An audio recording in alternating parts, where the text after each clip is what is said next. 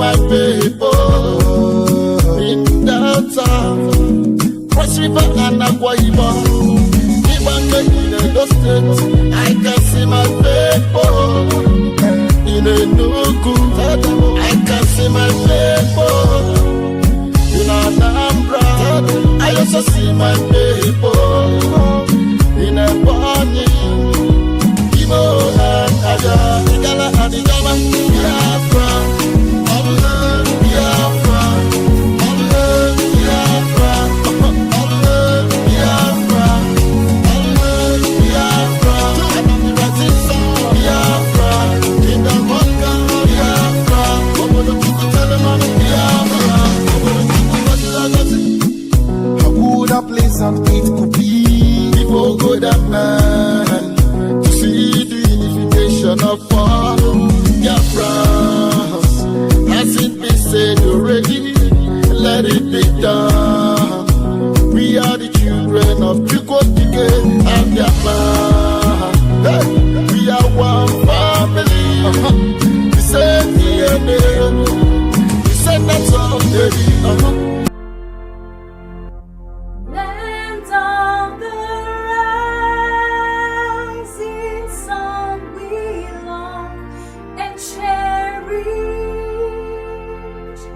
We love it all. Land of our great heroes. We must defend our lives, so we shall perish. We shall protect our hearts from all our foes. But if the price is death for all we hold dear, then let us die without a shred of fear. Great God of the universe, Eke that created the world, the benevolent God of our ancestors, land of the rising sun. We have gathered again in great numbers today, for a toad does not run in the daylight for nothing. If one sees a toad running in broad daylight, let it be known that something is after its life. Great deluge have assembled against us and must be scattered by a divine tempest sent by you.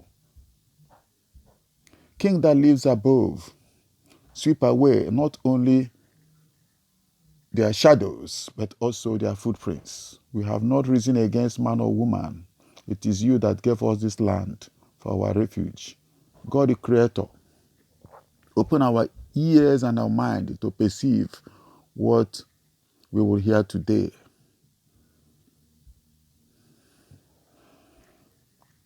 You are the one that have given us life. Now give us what we use to sustain it. Give us a kingdom with great wisdom and an abundant freedom.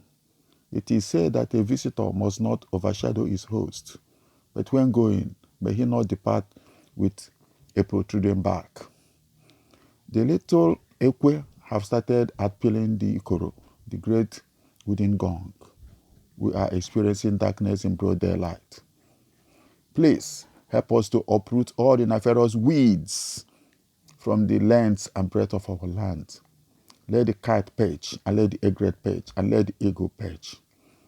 A church should not be overpowered for what God have given to him. Guide and accompany us as we proceed on this our journey, for we are banking on your strength to reach to this our destination. So whoever positions himself before his personal God, may he run himself to exhaustion. Peace must reign in our land. May your will prevail. And let all be according to your will. He said, This is the Broadcasting Corporation of Biafra, BCB. Good evening, fellow Biafrans. This is BCB, the Broadcasting Corporation of Biafra. I am Rose Ama. We bring you a quick update on the trial of Mazi Nnamdi Kanu, the leader of IPOB, the indigenous people of Biafra. In an interesting twist of events on Tuesday, the federal government of Nigeria filed new terrorism charges against Mazi Nnamdi Kanu, the leader of the indigenous people of Biafra, IPOB. The Guardian Nigeria reports that Kanu, who has been facing a 7-count charge on treasonable felony, now faces fresh 15-count amended charge in a suit signed by Director of Public Prosecution, MB Abubakar. But on Wednesday, the Guardian reports Nnamdi Kanu pleaded not guilty to the amended 15-count charge. Although a lawyer for the Nigerian government had requested permission from the court to open the case on the amended charges and call for the first witness, Kanu's lead counsel, Mike Ozekome, objected and urged the court to first hear the defendant's application for preliminary objection and motion for bail. Ozekome argued that the applications had been served on the prosecution, and it was important to address the defendant's application first before any trial can commence. Judge Binta Nyako agreed that the application filed by the defendant must be determined first. She therefore adjourned till 16th February for a hearing of pending applications.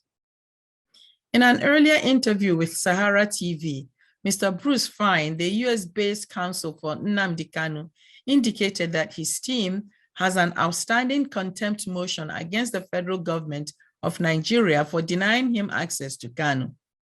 Fine added that they also, quote, have an outstanding motion for the judge to specifically order with my name in the order that I be given a presence in the courtroom and access to Kanu, unquote. He added, quote, it seems to me quite clear that the obstacle the government is placing in the way of my meeting is because they have no case under international law, unquote. He continued that the manner in which Kanu was kidnapped, tortured, and extraordinarily renditioned from Kenya was in itself in violation of international law and covenants. BCB will continue to follow the court proceedings on Nnamdi Kanu's trial. Again, BCB continues to call for the release of Nnamdi Kanu and the restoration of his human rights and dignity. This ends our breaking news bulletin. This is BCB. Next is a conversation with some of our BGIE brothers addressing the issue of leadership in Biafra in particular and in Nigeria in general. We ask, what happened to our leaders? Where have the good, responsible, visionary leaders gone?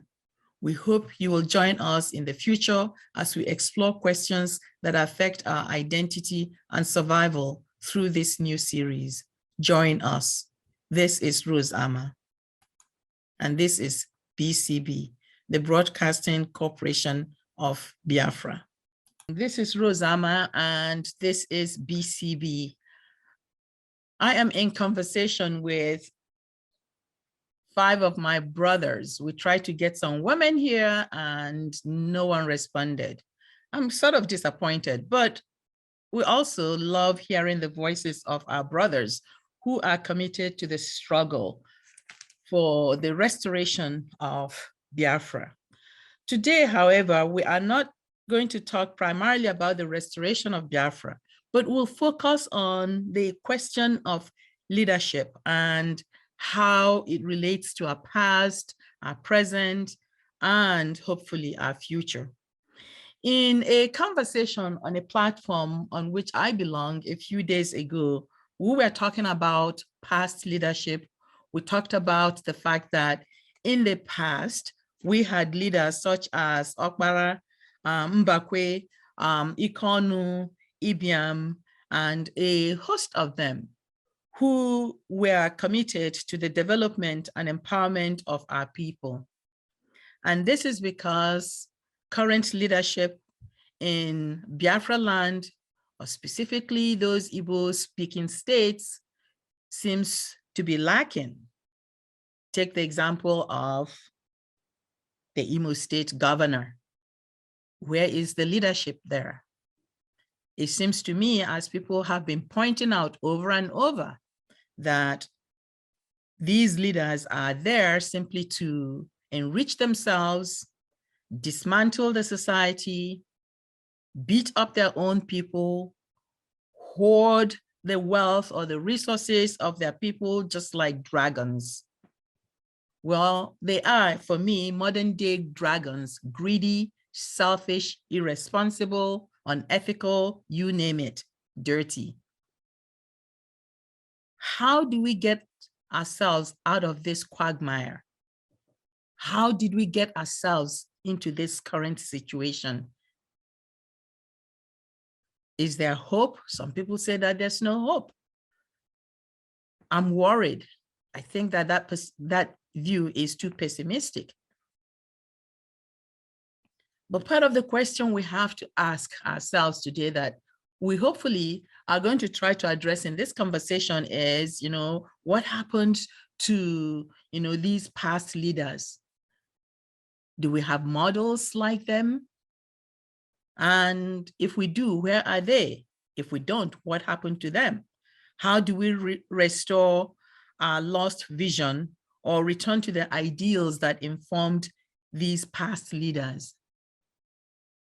And how do we cultivate new leadership that might model itself against the past leaders like Okpara, who did a lot to develop Eastern Nigeria at that time? So I leave it to my brothers here. They will introduce themselves very briefly, and then we will start this conversation. It is an open conversation. I simply serve here as somebody just saying, hey, let's move in a particular direction. Okay, my brothers, you are on. Why don't we start with the PM? Please introduce yourself briefly, and then we'll go along and talk to the other people. PM, you can unmute yourself. Oh, yes. I was waiting for you to unmute me. Good evening, everyone. I want to thank everyone who is participating in this program this evening. So I am currently the head of the Biafra government in exile. Again, it's good to clarify the government in exile is central platform for the restoration of the state of Biafra, the sovereign state of Biafra. It is a symbolic government in that it demonstrates and shows to the entire world and to its people that Biafra is not dead, even though it lost a war and has been under occupation of the state of Nigeria, but that nation is still not dead. At the end of the war, the leader of the country, General Odumegwu Ojukwu, late, went into exile, first of all in Ivory Coast, with some principal officers of his government. And this is what countries do when they lose war, like in Poland, when the Nazi moved in, and so many other countries that their government had to move into exile. Some other peoples, indigenous peoples who are aspiring to become nations and being persecuted have set up governments in exile. Like we have in Tibet, their government in exile is very functional. Recently, we know about the Amazonians and their governments in exile. So it shows our people that we are still very much alive and working assiduously. You can see there are so many organizations, IPOB, EPC, MASOB, so many that are engaged and fighting, agitating for Biafra to once again become free and a free nation. So the BGIE shows to the outside world and to the inside world of Biafra that there is hope, that one day that nation will resurrect, will be restored, and once again become independent. So that's to in brief for people to understand what BGIE is and what we are doing and what we are about. So going to your, am I okay to go into the topic you've just introduced?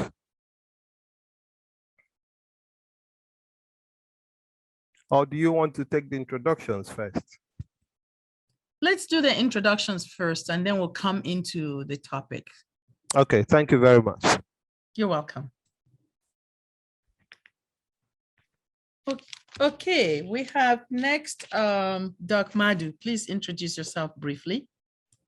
Okay, I said thank you very much, and I want to start by saying Happy New Year to everybody. I'm sure that most of us have so many things to do this evening, but as usual, for the love of Biafra, we have come in this evening to say one or two things, and that is what I'm standing for. Let us say one or two things. Thank you so much. You're welcome. Okay. And we have Oluchibe. Thank you, distinguished moderator. I'm Oluchi, and simply a human person interested in the idea of freedom and the physical manifestation of freedom. I currently live in Washington, D.C., and I'm a writer. Thank you. Okay. We've got a number of brothers who's identified here. One is Ikechukwu. Brother Ikechukwu, go ahead. Yeah, thank you very much, moderator. Happy New Year to all Biafrans. I'm involved in the Biafran media, Biafran Broadcasting Corporation of Biafra. So we are here to look at some of the thing that is bedeviling our polity and why we are the way we are. I'm here to add in my own views as to why there's been an erosion of our cultural values and the reason why we are not moving on with the trends of what is obtainable in other parts of the world. So you are welcome to the program. Thank you. And finally, Mazi Roko. This is my first time of participating in this meeting, BCB meeting, all the meetings they have been doing. So today is my first day. So we had nearly every day the issue of Biafra, how we restore Biafra, the problem that is confronting us. So I'm here to listen. So if I have something to contribute, ideas, I'm here for the service of Biafra. Thank you. You're welcome. Thank you. So I posed a question earlier, about the absence of leadership and where the past models are, what happened to them, if there's a possibility of such models being present right now, and if not, where are they? If not, what's going on? How do we return to our past models or past ideals? How do we restore those? So I've already asked, some of that question. I just wanted to reiterate some of the things I said. So now it's up to you, my brothers, to begin to, share your ideas. What do you think? Who wants to go first? The Prime Minister actually volunteered earlier. So why don't we start with you and everybody else can respond afterwards, just for a few minutes. Yes? Okay, so thank you very much. And I say Happy New Year to all our listeners and to all Biafrans and everyone. And I pray that God will grant us a better year than we had last year. The thing about leadership, if you think about it, is something that has set the entire Nigeria backwards, many years. You don't have to look very far to see that with the President Muhammadu Buhari's interview last week. That will 100% show you the failure of leadership in that country. And by extension, it has affected us so badly in Biafra land and the indigenous peoples of Biafra. Because of that lack of leadership, it has put us back economically and otherwise. So coming back to our own region, the Biafra nation, and as things are, it's very difficult to actually articulate it because we are still under occupation. It is very difficult to prefer solution that you cannot in the short term or medium term begin to think of how to implement it because you haven't got the control. It's impossible to do now. But if we have to look at it for the future, for when the nation is restored, it's a thing, what I would say is it will do us a whole lot of good if we go back to the master plan of the 60s, when Eastern region prospered under the leadership of Ojukwu and under the leadership of Emeaghi Okpala and people like that. When Eastern region was growing, the economy was growing faster than that of even European countries, all the Asian tiger countries. And we had industries popping up everywhere. People were gainfully employed. Our GDP was growing. We were exporting things. We were feeding ourselves. And we had people who were committed, people who were disciplined, people who were knowledgeable, people who were selfless and who understood what it means to serve. So this is what in the present situation where you have the states, you gave Imo State as an example. In the last 30 years, that state alone, including Abia, I want to join Abia as well, have been governed by grossly incompetent people. And if they are only incompetent, that you will understand. But these are people who are criminals. They have very, very bad past records, but yet they manipulate the Nigerian system and the electoral system, and they end up being governors.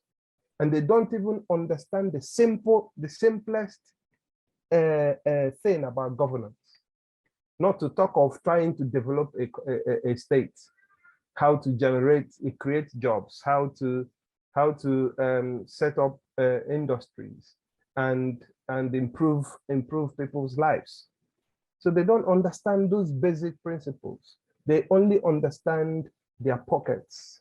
They loot the treasury and they put the money away in European bank accounts. And it is very, very difficult for people to exist and to enjoy life under that kind of situation. And this is one of the whole reason about us trying to extricate ourselves from that system, from that Nigerian system, so that we can begin anew to build, on the principles of our founding fathers, people you mentioned, people like Kopala, people like even Ojukwu himself, even as a military man, had to resort to democratic principles and disciplines to make sure that he provides what his people needs at the time. Okay. So I will stop there and chip in much later. Okay, excellent. Okay. Can we go to Oluchi then? Thank you, moderator, Mrs. Amma. I think we the challenge of leadership in our homeland, as the last speaker has said, it's quite very obvious that there is a huge leadership vacuum. Calling it a vacuum might even be an understatement. It does not exist. Possibly the last time we had an idea of what leadership was about, where we come from, was during the time of Ononaka Mbakwe and the rest of that generation.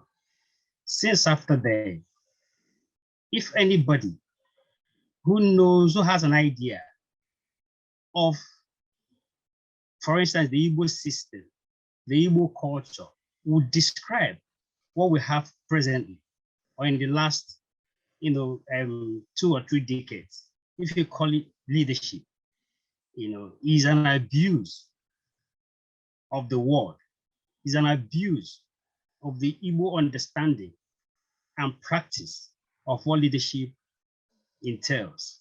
Leadership for the Igbo people is total giving of self. Some are in fact, to your own personal detriment.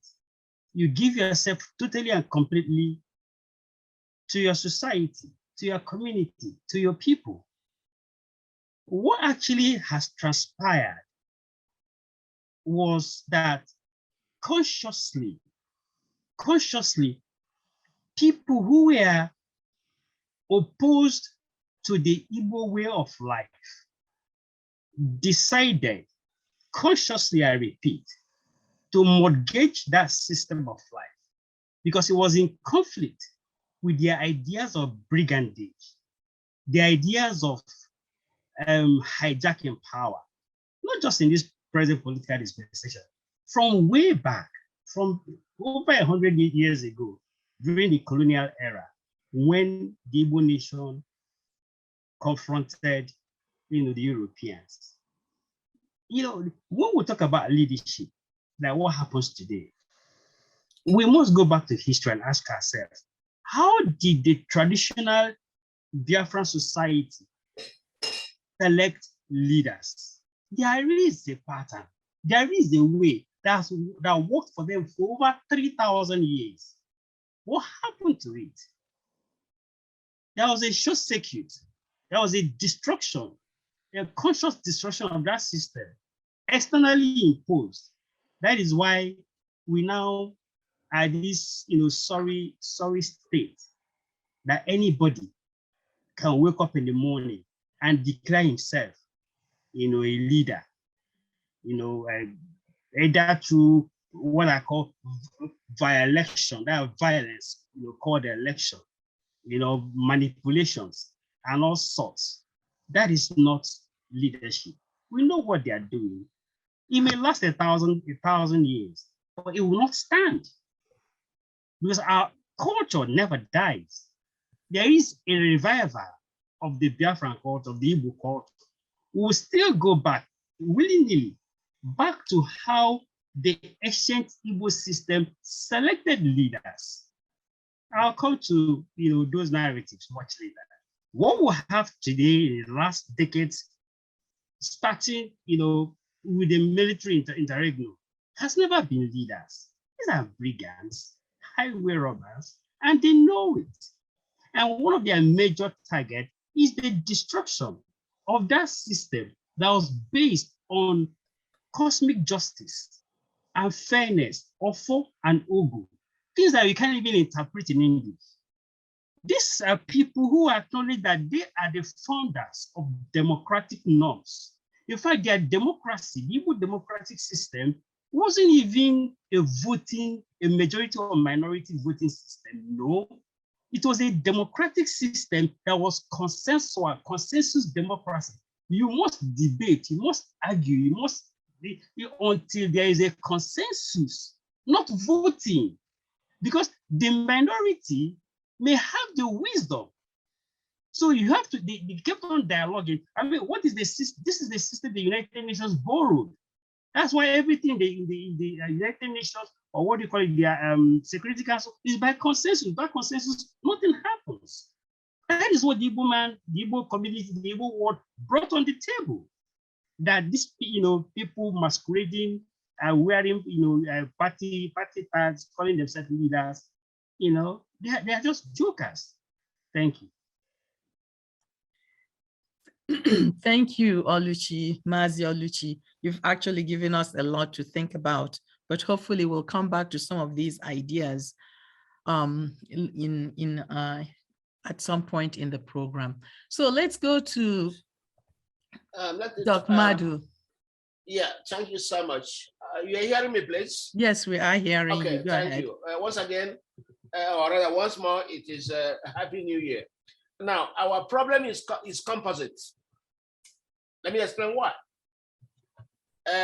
Leadership is not a thing that comes from the moon.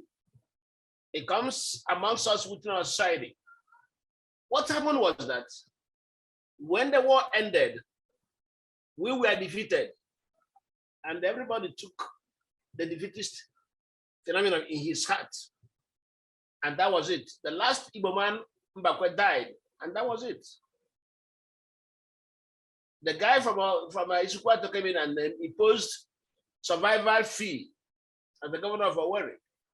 And that was the problem of Owerri from then. Is now you don't call him an Igbo man, but he imposed survival levy. That tells you exactly where they're coming from. So what am I trying to say? I'm trying to say that there is nothing like leadership since after the war in Igbo land. People were trying to get themselves involved because according to them, according to the understanding, the economy is destroyed. Everything is destroyed. Therefore, people developed terrible systems, terrible means and ways of entering the society. They choose money. And this money becomes a do or die affair. And therefore, every Igbo man goes in for money. It doesn't care how that money is got, but money must be got. And that was our problem. Therefore, those who are supposed to be politicians we look upon have sold their consciences. They don't even know who they are. And if you don't know who you are, how can you perform? And that is our first problem, that there is no Igbo man who knows he is an Igbo man. Everybody talks about money. And money cannot talk. Money is used to solve problems, but the Igbos use their money to create problems. The second one is that they want political power. And since we were defeated in the war, they want to do everything possible to get back power. Therefore, by crook and any other way, you can get that power. And that's what they did. Look at all of them that are in power. As the last speaker said, they're all crooks. They're all crooks from their parents' house, we know them. They never do well. In schools, they never passed exams. If they passed, they cheated. And eventually, there are those who call themselves leaders. It is impossible to work. So, our problem starts because we were defeated. And after the defeat, nobody took the challenge of rebuild. Nobody went to rebuild. People actually saw us as they accepted the defeat and want to go to Nigeria, beg under their tables, recover what they lost according to them. I don't know what they lost. They lost themselves, they refused to accept to recover themselves. They go to recover money and power. And that is our undoing. So that everything we are doing, we have to go back to our origin. What has happened to us? Where did it begin? And my little understanding, no, not little understanding, because I'm old enough to debate to anybody anywhere. It's not little understanding. My understanding is that we are looking to people that are going to dominate. Therefore, the easiest way of doing it is to accumulate wealth. So when they accumulate wealth, to use it becomes any man's guess. And then oh my God, left and right, they were flogging us. And there's nothing like leadership. It is all come as go. If you're the survival of the fittest. So our problem stems from the loss of the war and not making up our minds to defend ourselves and make things all right. Let me stop here. Thank you. You're welcome. We have to do a lot of unpacking, after all of this. You're telling us we are a nation without leaders. From everything I've heard so far, I am reading a very pessimistic view. So let's come back to this. We've got a few more people. All right, Mazi Ikechukwu, do you have something to add to this? Yeah, thank you very much, the moderator. I am this very topic we are talking about is one of the things that is holding us down, and we have not moved since the Civil War. Even before that,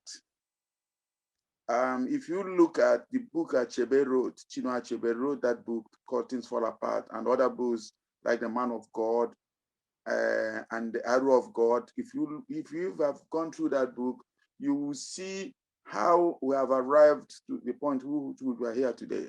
He said that we are amused by those people came into our land, and we did not know what to make of them. They came in with their own ideas, and we were amused by what they were taught it was foolishness, and allowed them to stay, and they put a knife on the things that hold us together as a people, and we fell apart. There's before you become a leader in Igbo land, before you are accepted as a leader, you have to prove yourself. They can't even send you to go and represent them until you have proved yourself to be a worthy leader to represent your people. You must have been an also titled person where you have made to take certain oaths. One is not that you never lie, you never cheat, you never take anything that is stolen, you never touch it. These are the laws that these people keep. So once you take that, then in fact, they make sure that this particular law is observed. All their leaders or any person that takes this title, you don't, whenever they are looking for something that is missing, nobody goes near them because they know they will never touch it. I'm lucky, one of the lucky people to have attended a citizenship and leadership training course. That was in 1981. I attended a citizenship and leadership training course. And that's where, we try to find out different type of leaders. We find out that there's self-made leaders, we have dictators, we have born leaders, we have people that muscle themselves into power. But the main problem I think that we had as a people is the effect of foreign intervention within our territory that undermines our own historical and cultural values. The devaluation of our cultural values, whereby a man don't question his son, his source of wealth, a son that never works and suddenly brings home a car.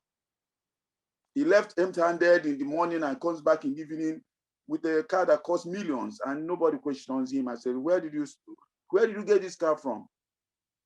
So just the devaluation of our cultural values, so many things, and the reasons for entering politics. People enter politics because for certain reasons, not to actually develop the land or to enhance the value of the public. They don't, and they don't listen to good advisors. They don't have good advisors, or they don't listen to advice given to them. And the nature of the people that are entering leadership, we have good people, but they are not given the chance to enter there, simply because they put barriers. For instance, in Anambra State alone, to get a primary, to get just to enter, to be nominated, you have to pay like 20 million. You have to deposit 20 million. That's what somebody have to do just to get, just to be in the primary. Well, this is not just the primary. Each person has to, who can afford that kind of money? And if they enter politics, that's where the problem starts, because they will try to recoup their money first before they even think of public interest. So there's a lot of things that have gone wrong that we need to retrace. And some of them have not gone there to make a name, to make a name, but just to make, to become affluent, or to become, to enrich themselves to a point whereby you'll be wondering, and somebody will award a contract to a road, and then will embezzle that money and drive on that road like that. This is a road that passes in front of that person's house. That shows you the stupidity of the type of leaders we have. They don't care, as long as that man passes. So we need to actually look at the situation, and it is very, very disheartening. Let me just leave it here now, so that I can have so that other people can chip in their own views. Thank you. Thank you. Okay. I am thinking right now that we have a lot of this, we have a lot to talk about. This is just the beginning. And just now, you have all said a lot that would require more than 1 hour or even 2 hours, but we're not going to do 2 hours, I promise you. However, here is what I'm getting in general. All of you have mentioned some kind of intervention, foreign intervention in some form, that our people have lost their cultural foundations or values, no longer know themselves. Mazi Ikechukwu, you just talked about Achebe's Things Fall Apart and Arrow of God. So we're dealing with colonization. I hear Doc Madu talk about, a post-war Igbo land or Biafra land where people have lost their values. In general, all of you, without a doubt, one thing is common, that you are all saying that somehow our people have been dislocated from their foundational values, or from whatever it is that gave them a sense of themselves. They no longer know themselves. But even as you said this, I go back again to, even if we said colonization was part of it, but what about these people who emerged even during that time? Opera has to be part of that. Why was he so different? The PM mentioned Ojukwu. Why was he different? Alvan Ikoku, why was he different? What is it that made them so different? And then the other part of the question that I want you to think about is the issue of accountability. You can't ask politicians to hold themselves accountable. What happened to our people? Why are they not holding these politicians accountable? Even the ones that are in, say, Anambra or Abia or Imo or Enugu, or any of those states that we're talking about today, or the whole of Nigeria. Who is holding them? What has happened that has stopped them from holding these leaders accountable? Because if nobody's challenging them, then what? Okay, so I'm gonna just leave it at that. I want you to think about that, and then we'll come back. Let's take a short break so that we can give our listeners a short break too. So we'll take a short break and then come back. We'll put this on pause and then come back. Descendants of parody, yes, we are one people. We are traceable to the land of Israel. Our ancestral second of love, Biafra, of love, Biafra, of love, Biafra, of love, Biafra, of rising sun, Biafra, in the vodka, Biafra, over the people,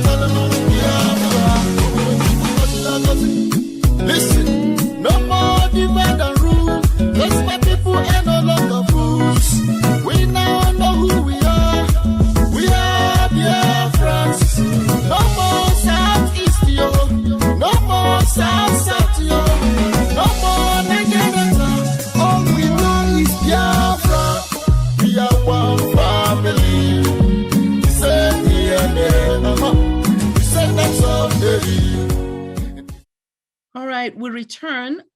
As promised, we are not going to be here for 2 hours. My brothers have had opportunity to make their comments. We'll try a few more minutes so that, to give people time to wrap up what they have to say. And then we'll come back. This is an ongoing series. We will come back at another time, and I hope that our listeners will come back to hear us. Okay, let's start differently. Doc Madu, why don't you start this time? Yeah, this time, thank you for giving me this chance, because I know that the PM is going to swallow me alive, but let me try to say something before he comes in. What I'm trying to say here is that the problem of leadership post-war is because there was no model. You talked about Okpara, Azikiwe himself, even though he has his own problems, EBM, and lately, Mbakwe, whom I call the last Igbo man. These were models. And after the war, they didn't exist again. There was no model. It becomes all comers go.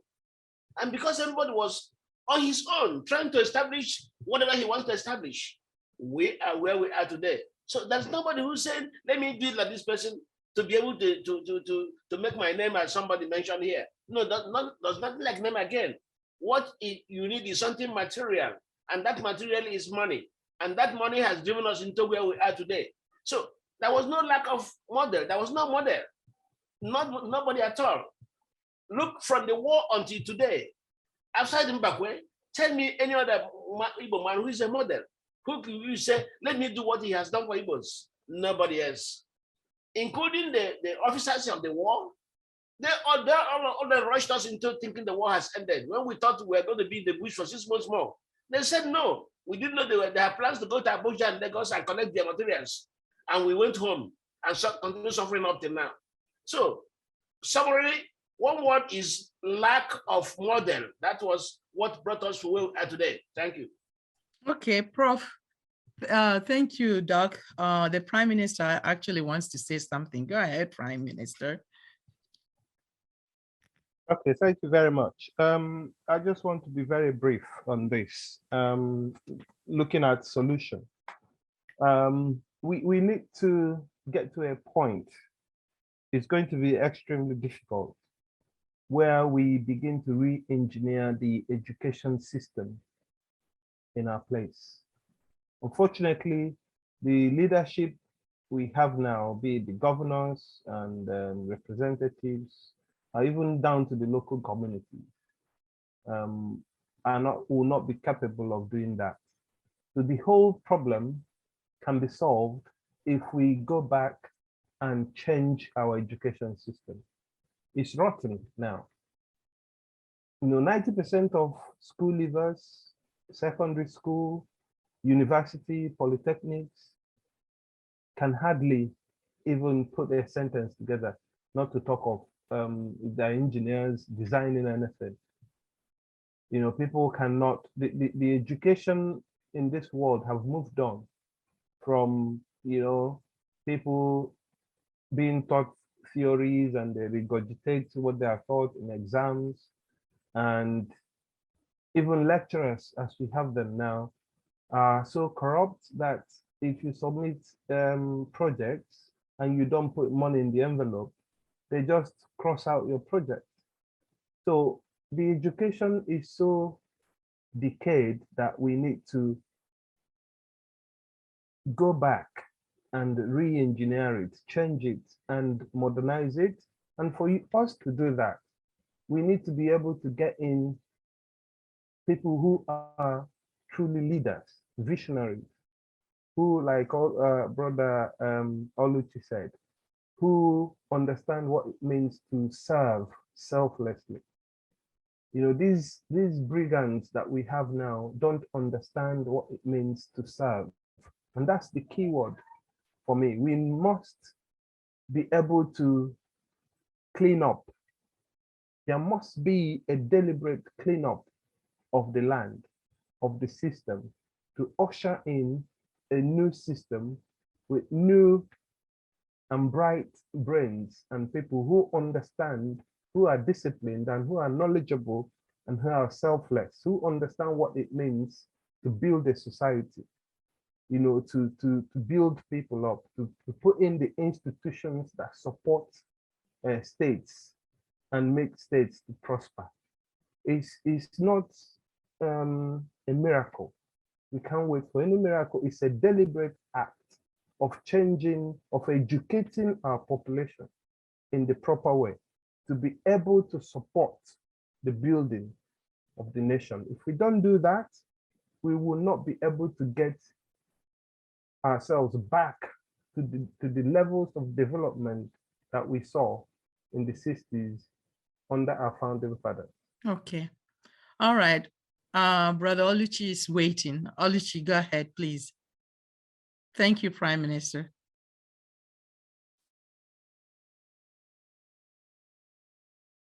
Oluchi.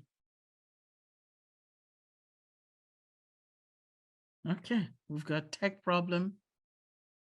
Oh, okay. Okay. Thanks, moderator, once again. You know, our people say that now.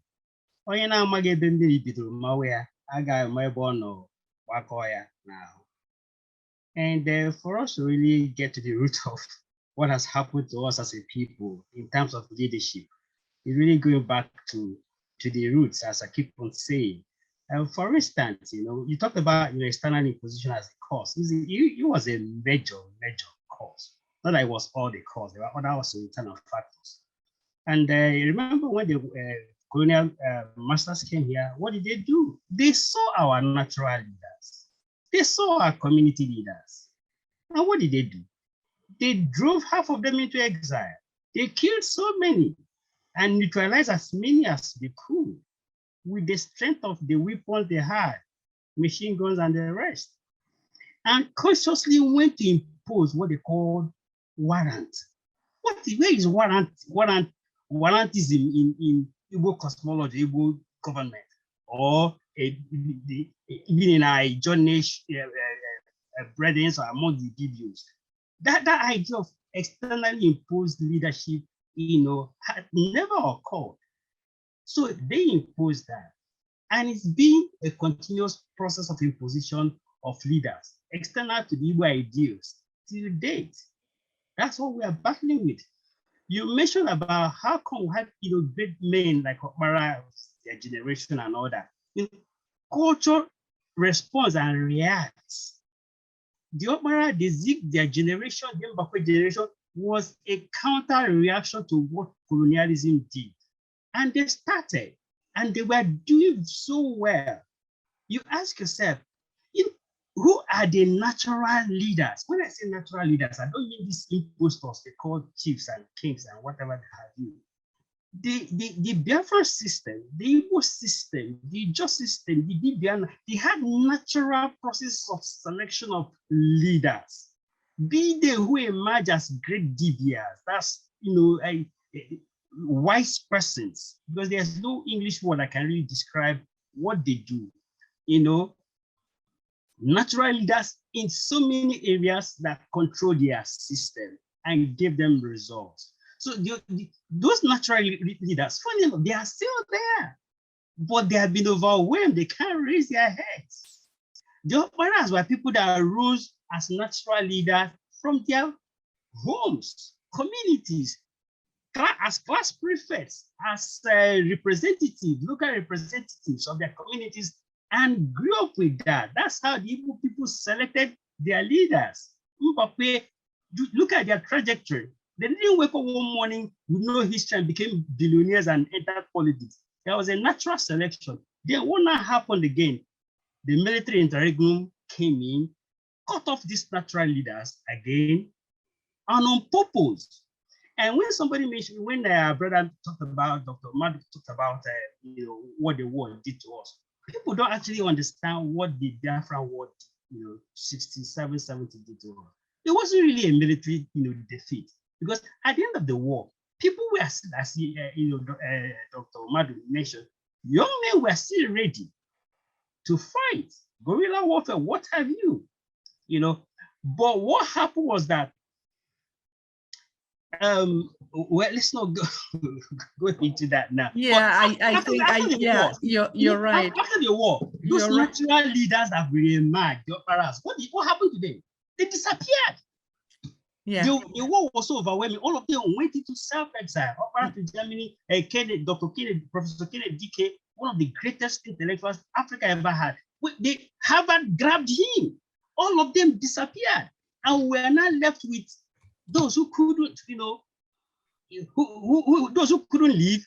We are so disorganized by the war. They now wanted to they were ashamed of even the loss. So we lost that new trajectory recreated by the opera and the rest. So the very last attempt was the Mbakwe, Akani Biam and the rest attempt, who still lived until the 1990s and all that. And when they moved on, we lost it all. But can we recreate this natural leadership again? I think that would be for the next question. I think that would be for the next series, because we are running out of time. I hate to stop you. But there's something you mentioned, so quickly, there's something you mentioned, why can't we hold leaders accountable? Why we can't hold leaders, people 1 minute, we can't hold these political leaders accountable because we are not part of government. The people are not part of government. If they're not part of anything, you can't hold that thing responsible. Look at what they call the Constitution. What makes the citizens responsible in that Constitution? Nothing. What does the Constitution give to the people? Nothing.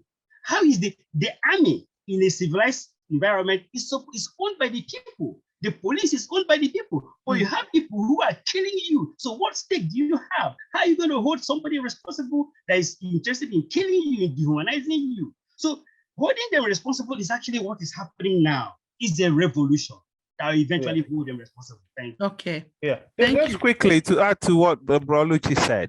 If you look at the Imo State, the people voted for a governor, and the whole system conspired and removed that governor, and the Supreme Court installed and imposed another person on them.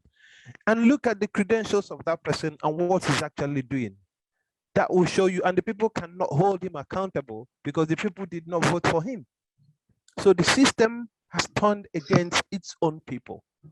And Bro Oluchi was right mentioning the Constitution, a document that is that is turned against its own people. It's got nothing good for the people's development, and the people cannot hold that system accountable because they are not part of it. They were not part of the agreement. Thank you. Even while at it, the Constitution started with a lie. He said, "We the people." Where was we are the people? Who are these people that now became we the people? 200 million Nigerians. Who was consulted? You had 11 men stay in a hotel room and cook up a document and call it "we the people." Is that right? Is that how? Don't we know how constitutions are written, for God's sake, in this 21st century? Thank you. And if we don't want to make the same mistake that is called Nigeria in Biafra, these are the things we need to learn from. We need to start from the beginning to build solid foundations that will endure, that people, and educate our children and our people in the right way, so that we have institutions, we have accountability that will sustain the whole nation going forward. Because if we don't, we stand the risk of repeating the same mistakes that are bedeviling us in this contraption called Nigeria. That is a good thing to say. Our hands are not tied in the little things. Let me finish this. Our hands are tied because if you do well, one person at a time. If you do well in a little things, you are likely going to do well with the big things. Accountability starts from self. You look at yourself. If you are given responsibility of 1 naira and you do well, you are accountable, you show discipline, you show honesty, you show trust, you are likely to handle 1 billion with the same level of trust. And this is what we need to start teaching our children. Go back to the primary school, go back to the secondary schools and tertiary institutions, reestablish our technical schools, start educating our people. It's not only even going to formal schools, but resurrecting and modernizing our Igbo apprenticeship system, which even Harvard copies. Our apprenticeship system, telling our people, recognizing that work pays is good to learn something, to develop something, to work for yourself and build a company and add value to the society. This is education that we should deliberately start now to teach, even within the Biafra restoration architecture. Start to give out those information, those education to our people that, look, we've done this before. Our forefathers did well. How things were under Okpala and co. We need to be telling our people every day, our children, that work pays, being disciplined pays, being trustworthy pays, being honest pays. You don't have to be like Rocha Sokorocha or be like Hope Uzodinma, all the criminals that think being in politics means grabbing money and killing each other. But being in politics means service, being good name, means honesty. So if we demonstrate that now and enshrine it into our society, even from primary school levels, then we've got a chance. Okay, it looks like Ikechukwu has been waiting. All right, let's hear you, and then we'll conclude. Well, they've touched on what on most of the things I wanted to say. Okay, so now you start closing. I think, yeah, the only thing is that it's everything hinges on the fact that there's a lot of imposition on of leaders on our people. If you look at after the Civil War, they imposed a leader called the administrator. You know, it wasn't, they just imposed it on after that, it has been imposition after imposition, one military dictator after another, ruling, coming from outside the states and ruling the areas that can't even speak the language. So all these things is part of what eroded our core values. So like you said, we will continue with this program maybe next time when I can be able to put in a more of my views. But I refuse to accept that the imposition of others or other people on us caused our problem. No, we caused our problem. Let us be deep. Next time we'll talk about it. But the imposition, no, I refuse to accept it. It's by design, Madam. It's by design. You might not agree with me, but go and look at it properly. It's by design. Okay, people. I think we have run out of time. So this is wonderful. This is Rose Ama, and this is BCB. And our listeners, I hope you got something from this today. This is a new series that we're working on. It is work in progress. We thank you for joining us, for listening, and we hope you return, to hear our guests and hopefully more guests in the future. We will continue this series. It is important for us to know, as our people say, where the rain started to beat us. Where are we going?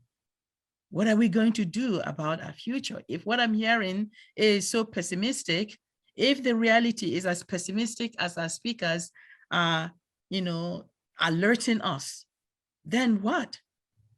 What exactly must we do to transform our lives, our societies? And I am serious when I talk about holding these leaders accountable. Even Opara and Mbadiwe and all of them, Ikoku, they were all held accountable. Zik himself. When the people speak, things happen. Yes. So our people, you need to learn to speak, okay? We have to learn to speak, so, and what are we saying? That's the problem, okay? So what do we say to the next generation if we do not act now? I thank you for listening. Forgive any of the glitches, technology or otherwise, that we have encountered. But thank you again for your patience. May this year, 2022, bring us the peace, the security, the good health that we deserve. May the gods of our lands, our ancestors, protect all of us against the wrath of those people who wish to do us ill. And I am going to call Allah and Amadioha. Allah, the goddess of justice, Amadioha, the God of justice. May they reign, may they wield their shield and their swords against anybody who wishes to do us harm. I wish you all peace. My guests, my brothers, in this struggle, through our culture, through our history, I thank you for joining us, for being with me today, and I hope you come back. This has been a wonderful, wonderful opportunity to talk to you and to have us on the same platform at the same time. Please say goodbye to our listeners. Thank you. And this is BCB. We are one people. We are traceable to the land of Israel. Our ancestral.